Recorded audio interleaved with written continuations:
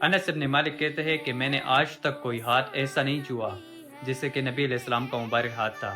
وہ کہتے ہیں کہ کوئی دنیا کی ریشم اور دباج اس سے زیادہ نرم نہیں تھی جو آپ علیہ السلام کا مبارک ہاتھ تھا۔ وہ کہتے ہیں کہ میں نے کوئی مشک عنبر کی خوشبو ایسی نہیں سونگھی جیسے کہ نبی علیہ السلام کے مبارک پسینے سے اور آپ کے ہاتھوں سے آتی تھی۔ ایک صحابی کہتا ہے کہ میں چھوٹی عمر کا تھا تو آپ علیہ السلام نے ایک دن اپنا ہاتھ مبارک میرے سر پہ پھیرا تو مجھے ایسا لگا کہ آپ علیہ السلام نے اپنا ہاتھ مبارک کسی عطر دان سے نکال کر میرے سر پہ پھیرا، اتنا خوشبودار تھا۔ تو آپ علیہ السلام کے پسینے سے خوشبو آتی تھی۔ ام سلیم کہتی ہے کہ آپ علیہ السلام کو سوتے ہوئے حالت میں بہت پسینہ آتا تھا، تو آپ علیہ السلام ایک دن سوئے ہوئے تھے تو آپ علیہ السلام کو بہت پسینہ آیا تھا، تو میں نے ایک کھلا برتن لیا اور آپ علیہ السلام کا پسینہ اس میں جمع کیا۔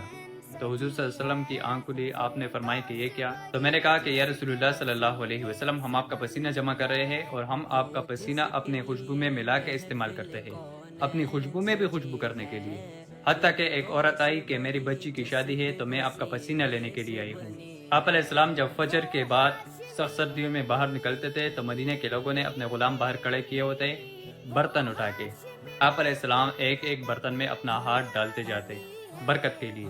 آپ علیہ السلام جب وضو کرتے تھے تو صحابہ آپ کے وضو کا پانی نیچے نہیں گرنے دیتے تھے، اپنے چہروں پر ملتے تھے برکت کے لیے۔ توک مبارک کی برکت۔ حضرت علی کو آشوب چشم تھا، تو حضور نے جب بلایا تو ان کی آنکھیں بھی نہیں کھل رہی تھی۔ آپ علیہ السلام نے اپنا لعاب دہن مبارک ان کی آنکھوں پر لگایا تو شفا ہو گئی اسی ٹائم۔ اسی طرح آپ علیہ السلام نے اپنا لعاب دہن کسی کنویں میں ڈالا ہے، پانی اوپر آیا ہے۔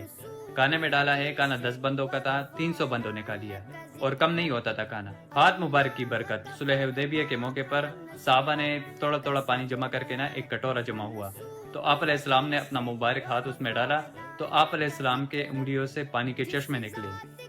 1500 صحابہ، جابر بن عبداللہ کہتے ہیں کہ پانی پیا، وضو کیا، اپنے جانوروں کو پلایا اور پانی سٹور بھی کر لیا، لیکن پانی کم نہیں ہو رہا تھا۔ ایک تابعی نے کہا کہ وہ پانی کتنا تھا، تو ایک صحابی نے کہا کہ دیکھنے میں تو ایک کٹورا تھا، لیکن انگلیوں سے جو پانی کے چشمے نکل رہے تھے نا، اگر 1 لاکھ بھی ہم ہوتے تو وہ پانی 1 لاکھ کو بھی کفایت کر جاتا۔ ایک صحابی کی پنڈلی ٹوٹ گئی، آپ علیہ السلام نے فرمایا کہ ٹانگ سیدھی کر، تو آپ علیہ السلام نے اپنا مبارک ہاتھ پھیرا تو وہ صحابی کہتا ہے کہ مجھے یاد بھی نہیں کہ یہ ٹوٹی تھی، اور اس طرح ہو گئی کہ کبھی ٹوٹی نہیں۔ ایک صحابی نے جمعے کے خطبے کے دوران کہا کہ یا رسول اللہ صلی اللہ علیہ وسلم، آپ دعا کیجئے کہ بارش ہو، تو اسی ٹائم بارش سٹارٹ ہوئی، اگلے جمعے تک جاری رہی۔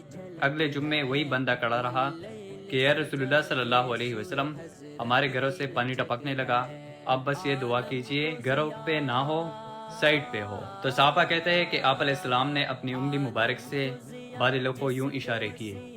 سبحان اللہ۔ صحابہ کہتے ہیں کہ جب ہم آپ صلی اللہ علیہ وسلم کے ساتھ کھانا کھاتے تھے تو ہم اس کھانے کے نوالوں میں سے تسبیح کی آواز سنتے تھے۔ آپ علیہ السلام پیٹھ کے پیچھے سے بھی دیکھ لیتے تھے، یہ آپ علیہ السلام کا معجزہ تھا۔ آپ علیہ السلام پر کوئی دشمن پیچھے سے حملہ نہیں کر سکتا تھا، آپ علیہ السلام کو پیچھے سے بھی نظر آتا تھا۔ صحابہ کہتے ہیں کہ آپ علیہ السلام ہمیں نماز پڑھا رہے تھے تو آپ علیہ السلام نماز کے دوران چلے اور اپنا ہاتھ اٹھایا، تو پھر نماز سے فارغ ہو کے ہم نے پوچھا یا رسول اللہ صلی اللہ علیہ وسلم، آج آپ کو ایک عمل ایسا کرتے ہوئے دیکھا ہے جو پہلے کبھی نہیں دیکھا؟ تو آپ علیہ السلام نے فرمایا کہ میں نے جب نگاہ اٹھائی تو میں نے جنت دیکھ لی، اور اس میں سے میں نے ایک انگوروں کا گوشہ دیکھا، میں نے ہاتھ اٹھایا، میں نے سوچا تمہارے لیے توڑ دوں، لیکن پھر میں نے ہاتھ نیچے کر دیا، کیونکہ اگر وہ گوشہ نیچے آ جاتا تو پھر تم کھاتے رہتے قیامت تک۔ تو آپ علیہ السلام انسان ضرور تھے، لیکن مرتبے میں اور کوالٹیز میں کوئی بھی انسان ان کے برابر نہیں تھا۔